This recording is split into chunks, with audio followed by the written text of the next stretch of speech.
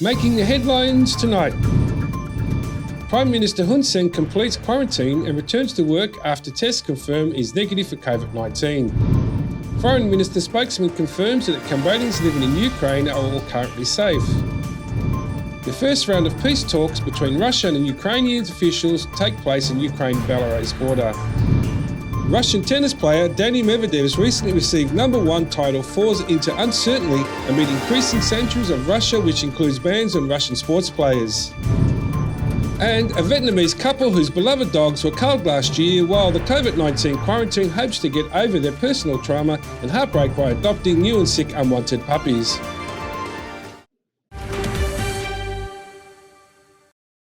This is the Daily Roundup on EAC News Channel. A very good evening to you. I'm Anthony Ellis. Prime Minister Hun Sen has completed his quarantine and returned to work as normal after tests confirmed that he was negative for COVID-19. EAC News reporter Deccan Nin has more. Prime Minister Hun Sen will return to the public forum after completing his COVID-19 test and receiving a negative result. He will attend the inauguration ceremony of National Road 3 from Cham Chao to Kampot. On Monday, the Prime Minister stated that he had completed his quarantine period and returned to work after testing negative for COVID-19. He wrote on his official Facebook page, "Dear compatriots, after retesting, I received a negative COVID-19 result. Therefore, I had to finish my quarantine and go back to my normal work. Please, my compatriots, meet only happiness and prosperity." Last Friday, Prime Minister Hun Sen announced that he was isolating, monitoring his health and testing for COVID-19 after having direct contact with a positive case. However, on Monday, he confirmed that he had not tested positive for the virus. Deccan Nin, EAC News.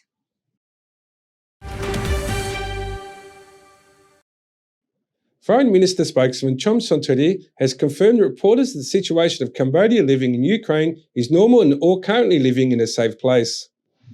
On Monday, the spokesman said that according to the information received by the embassy on February the 27th, all Cambodians residing in Ukraine are safe as usual.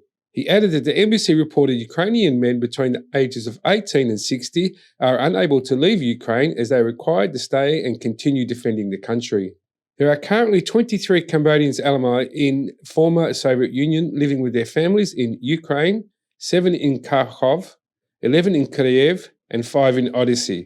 The Cambodian Ministry of Foreign Affairs and Industrial Cooperation and the Cambodian Embassy in Russia will continue to communicate with the 23 Cambodians to stay updated on the situation.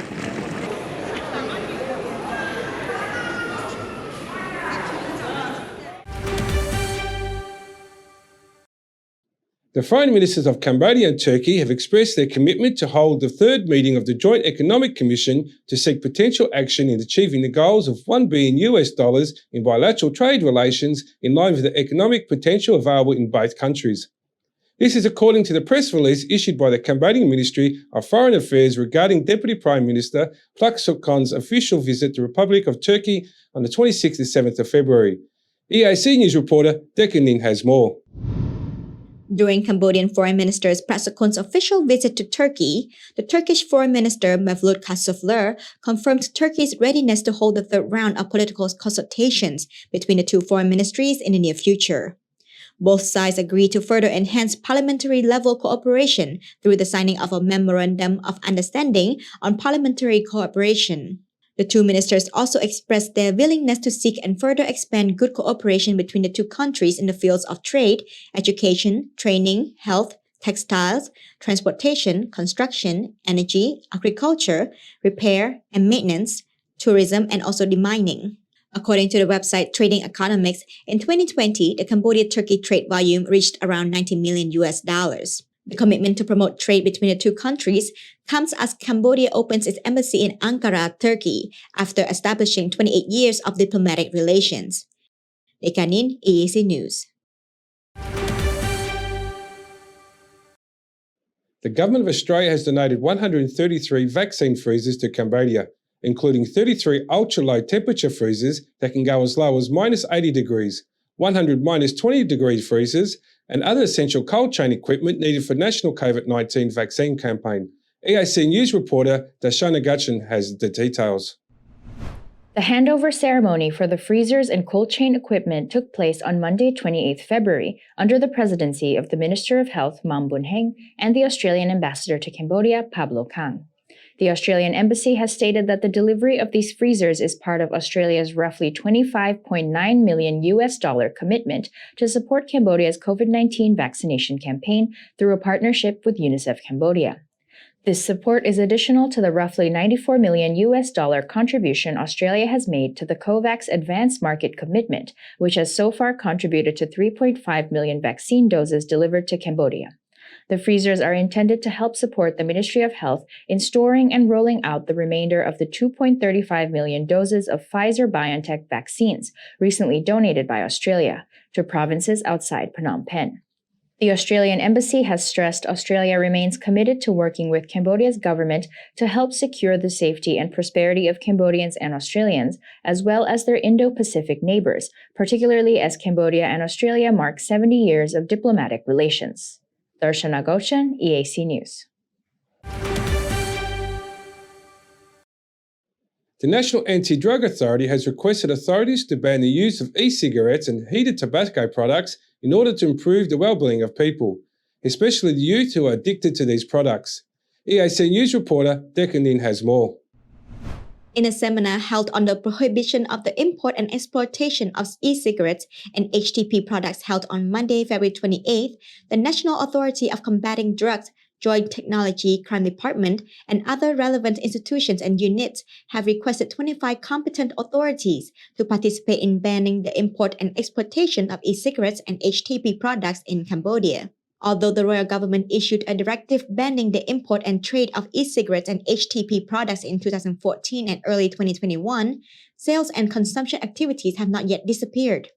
The 25 capital provincial authorities acknowledge that there is still the import, commercialization, and use of e-cigarettes and HTP products in Cambodia, especially through social media via posts or live sales on platforms such as TikTok, Instagram, Telegram, and especially Facebook, where many still import and sell these illegal products. According to the National Anti-Drug Authority, the use of e-cigarettes and HTP products is extremely dangerous, with one risk including the explosion of the device that can cause serious harm, as well as the increased risk of transmission of diseases such as COVID-19 from between those who share the use of these devices. In addition, the e-liquid used in e-cigarettes and HTP products contains many harmful chemicals such as nicotine, glycerin, and propylene glycol. Nicotine is highly addictive and for pregnant women can cause impaired fetal growth and brain development. For young people, these substances can affect learning, memory, concentration, and potentially also act as a gateway drug to more dangerous drug use in the future. Additionally, vapors from this vicious solution have the ability to carry harmful cancer-causing chemicals deeper into the lungs. According to a 6-month survey by the US CDC from September 2019 to February 2020, 2,807 Americans fell ill and 68 died from lung diseases caused by the use of e-cigarettes. Electronic cigarettes are fairly new devices used for the intake of by heating a liquid in a tube to inhale and exhale the product, just like regular cigarettes. Electronic cigarettes are called by different names such as e-cigarettes, e-hookahs, vape pen, vape tank system, or mods. These devices have been especially popular among young people around the world, including in Cambodia. Nikanin, EAC News. The Director General of Phnom Penh Water Supply, Long Naro, said Phnom Penh is the second largest city in the world in terms of maintaining low levels of clean water loss in Asia, while Singapore is number one. EAC News reporter Darshana Gauchan has more. Speaking at a press conference on local progress of communes and subdirections of the Phnom Penh Capital Administration, Director General Long Naro said that in 1993, the water loss rate in Phnom Penh was around 72 cubic meters per 100 cubic meters, but now it has significantly dropped to only 10 cubic meters per 100 cubic meters. He said, normally the rate of water loss below 5 cubic meters is the best, and for Phnom Penh, we are currently second in Asia with the lowest loss of clean water, while Singapore is number one. He also said that the reason for the reduction in water loss was due to the state's ability to respond in a timely manner to repairs and citizen participation. At present, Phnom Penh has the capacity to produce 592,000 cubic meters of clean water in 4 factories, and in 2030, the production capacity of Phnom Penh is expected to increase to 1.8 million cubic meters. Darshana Gauchan, EAC News. The Mondulkiri Provisional Administration, in cooperation with the private sector, plans to improve the gold mining areas for the tourists to visit and explore natural beauty. EAC News reporter Srapor Kong has the details.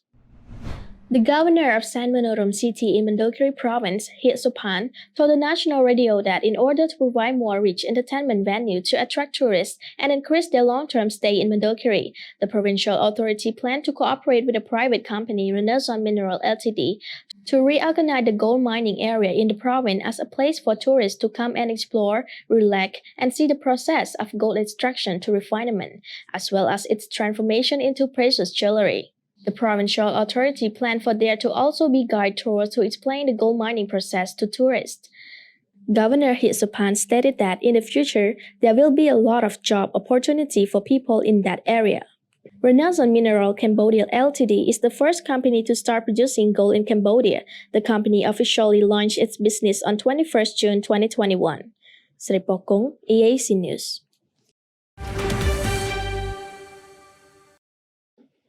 Cambodia has reported 313 new COVID-19 cases, including 28 which are imported.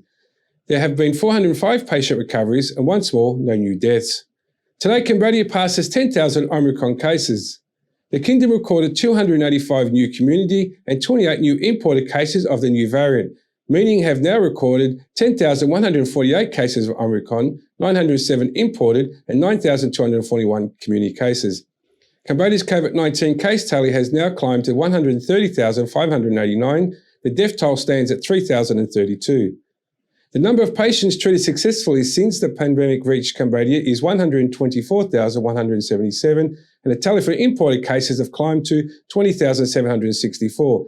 Healthcare workers are now treating a total of 3,304 patients.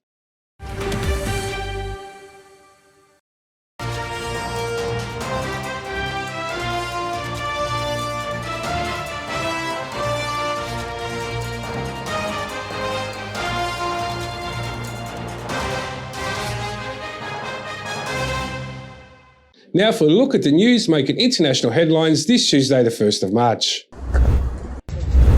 Footage of burned-out military vehicles can be seen still smoldering on the streets of Bucha, Ukraine. The video shows Mayor Anatoly Fedoruk addressing residents from the scene of the damaged vehicles on Vokzalna Street. Others can be seen filming the destruction on their mobile phones. Earlier on Sunday, Anton Herashenko, an advisor to Ukraine's Interior Ministry, has said fighting was underway in Bucha with Russian forces that were trying to advance towards Kyiv. At least 150,000 Ukrainians are seeking refuge in neighboring countries, said a United Nations official on Saturday as the military conflict between Russia and Ukraine dragged into the third day. At least 150,000 people have fled. They are refugees outside of Ukraine. Probably a much larger number have been displaced inside Ukraine, said Jong-Ah Jenny Williams, a spokeswoman for the UN High Commissioner for Refugees, noting that the situation is changing minute by minute. The main destination of the refugees are Poland and Moldova, and some people choose Hungary and Romania. At least 100,000 people have entered Poland from Ukraine since the conflict began on Thursday. Most of the Ukrainians intend to seek help from relatives and friends, and some people are in 9 resettlement centers on the Poland-Ukraine border where they can seek help, meals, medical care, and a place to stay. The UNHCR spokeswoman has also said that governments in neighboring countries have not only opened their doors to accept refugees, but also established community centers to try to help separated families reconnect. And more than 100,000 people protested in solidarity in Ukraine in Berlin on Sunday, February the 27th, calling for the end of Russian invasion and saying history should not repeat itself. Train and underground services were interrupted in some parts of German capitals as thousands made their way to Brandenburg Gate on central Berlin near Russian embassy. The crowd and protesters bearing signs reading, "Stop the war, Putin's last war," and "We stand with Ukraine," along with Ukrainians and European Union flags. The protest comes as Russians attack Ukraine entered its fourth day, triggering 3 sanctions packages from Germany as its Western allies and pushing Berlin to shift its decades-long policy and not exporting arms to conflict zones.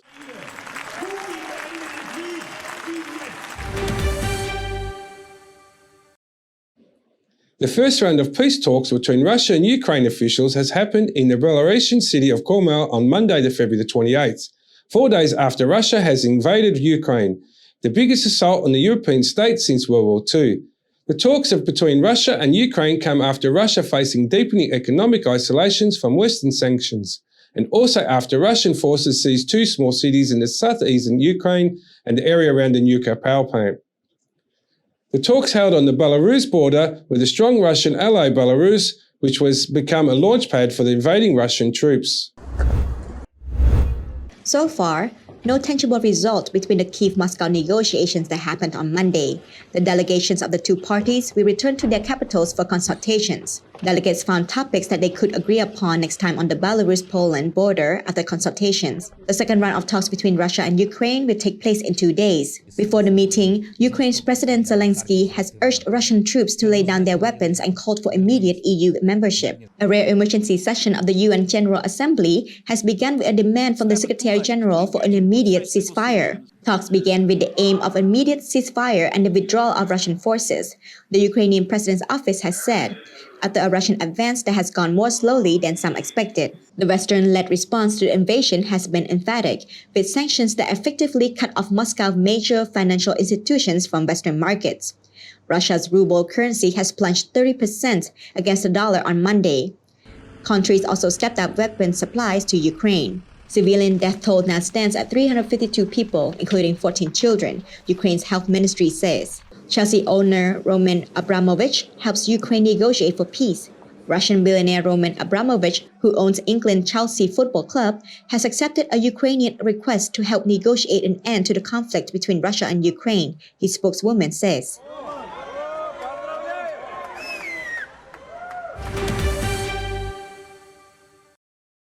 Additional German Navy ships left the northern part of Kiev on Monday, February 28th, to reinforce NATO's northern flank of alliance members rallying defense of Ukraine. The mine-hunting boats Salzburg, Rosenberg and Hamburg, the minesweeping Sauerberg and the tender Elbe depart for the Baltic Sea on Monday. The departing vessels follow the corvette Ephra and the fleet service boat Alistair and left on Sunday under the motto, "Not on our watch." The ship's departure coincides with the policy shift that means Germany will now supply Ukraine with defense anti-tank weapons, surface-to-air missiles and ammunition. After facing criticism for refusing to send weapons to Kyiv, unlike other Western allies, Chancellor Olaf Scholz from Berlin will supply Ukraine with 1,000 anti-tank weapons and 500 Stinger surface-to-air missiles from Budweiser stocks. Germany has a long-standing policy of not exporting weapons to war zones. Rooted party is the bloodiest 20th century history of resulting pacifism. Countries aiming to pass on German weapons exports need to apply for approval in Berlin first.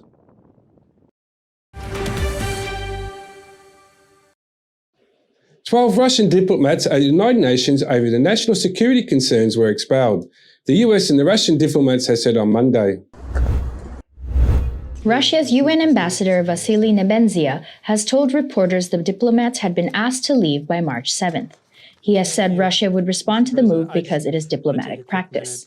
Nebenzia then raised the issue at the start of a United Nations Security Council meeting on the humanitarian situation in Ukraine, describing the U.S. move as hostile and a violation of its commitments as host of the UN headquarters in New York. U.S. Deputy UN Ambassador Richard Mills has responded, "Those diplomats that have been asked to leave the United States were engaged in activities that were not in accordance with their responsibilities and obligations as diplomats."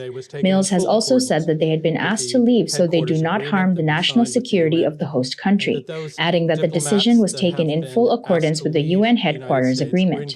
The US and its allies have already slapped sweeping economic sanctions on Moscow for its attack on Ukraine, the biggest assault on a European state since World War II, and moved to ramp up military and other assistance. So they do not harm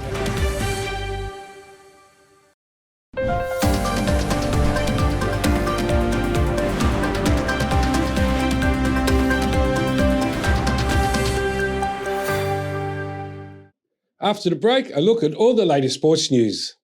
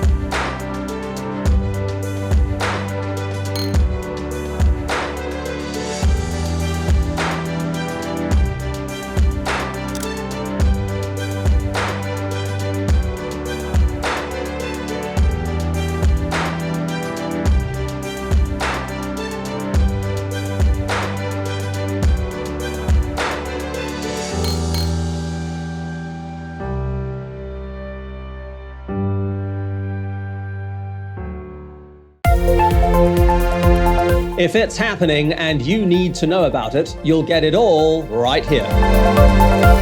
EAC News brings you updates and breaking news in English across all of our platforms and channels. The EAC News app, YouTube, Facebook, Telegram, Twitter, and our website www.eacnews.asia. Join me and the rest of the EAC News team every day on your favorite channels.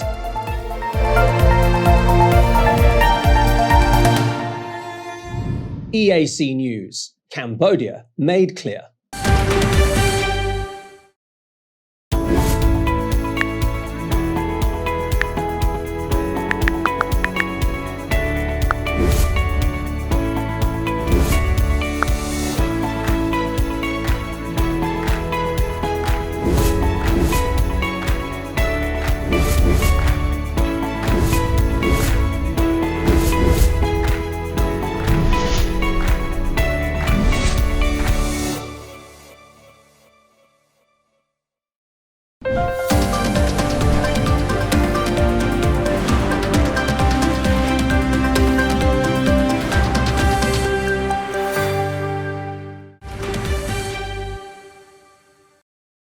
Leeds United has appointed former RB Liverpool boss Jesse Marsch as the new manager to try and salvage the Premier League status after Marcelo sacking the club said on Monday.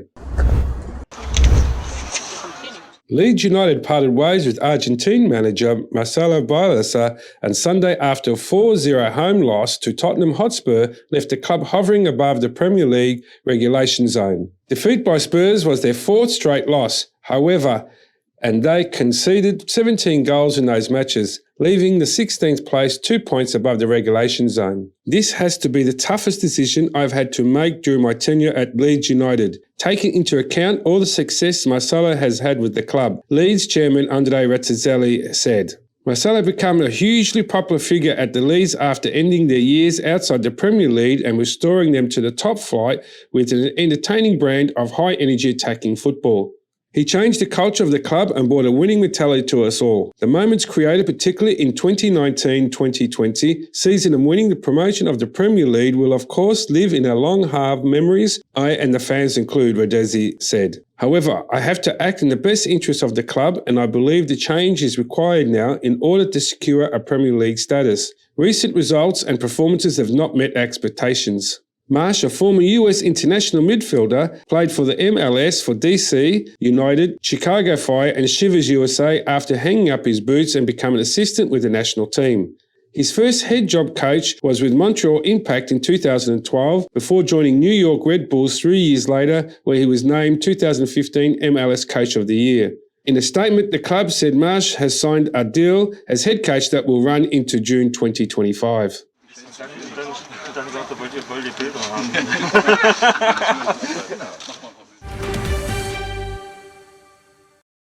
Russian billionaire businessman Roman Abramovich, who owns Premier League soccer club Chelsea, has accepted Ukrainian requests to help negotiate the end of the conflict of Ukraine.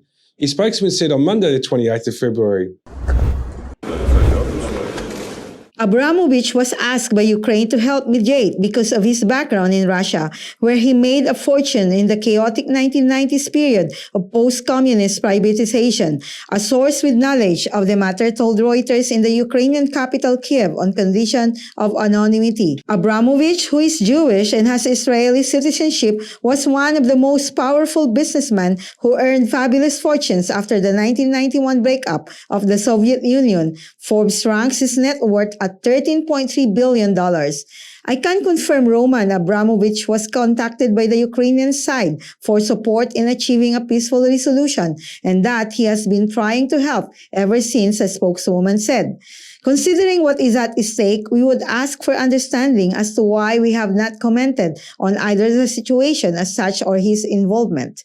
There was no immediate comment from Ukraine's government. Under President Vladimir Putin, Abramovich served as governor of the remote Arctic region of Chukotka in Russia's the Far East. It was not immediately clear what role, if Abramovich would have in talks between Russia and Ukrainian officials that began on Monday at the Belarusian border.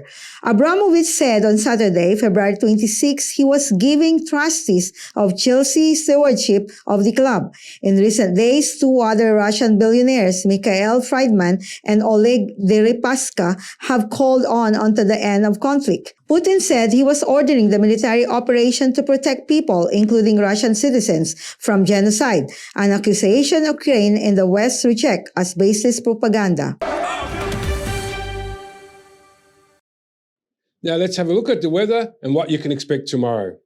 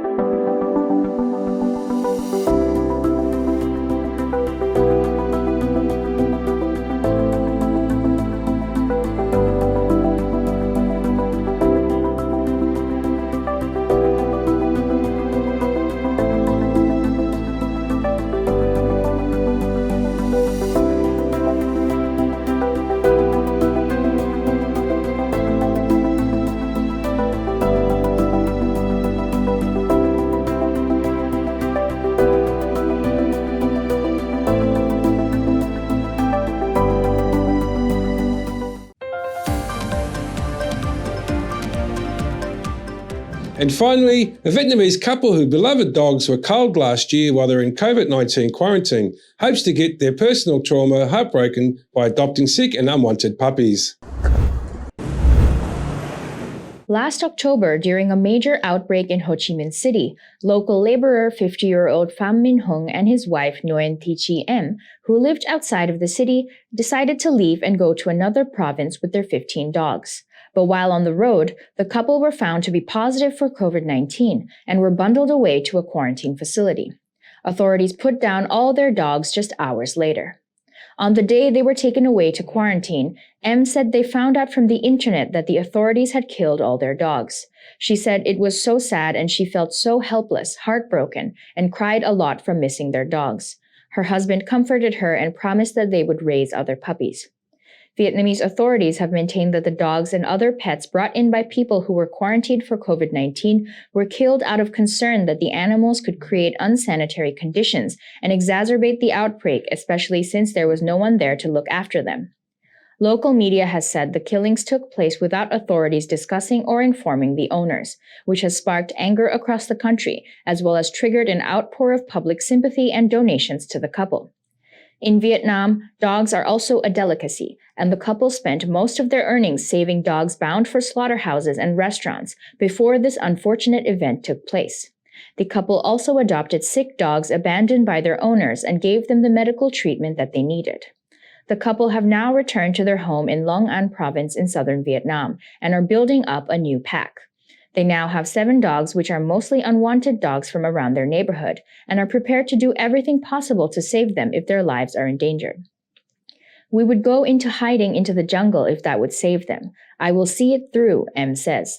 I won't let them be killed again because I cannot go through such heartbreak a second time.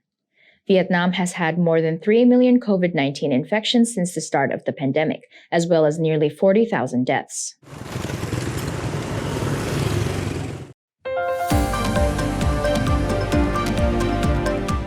Thank you for watching the Daily Roundup here on EAC News Channel. For more breaking news and updates, check our website eacnews.asia or search EAC News on Telegram or your favourite app store. More from the EAC News team tomorrow night at 8 p.m. We'll see you then.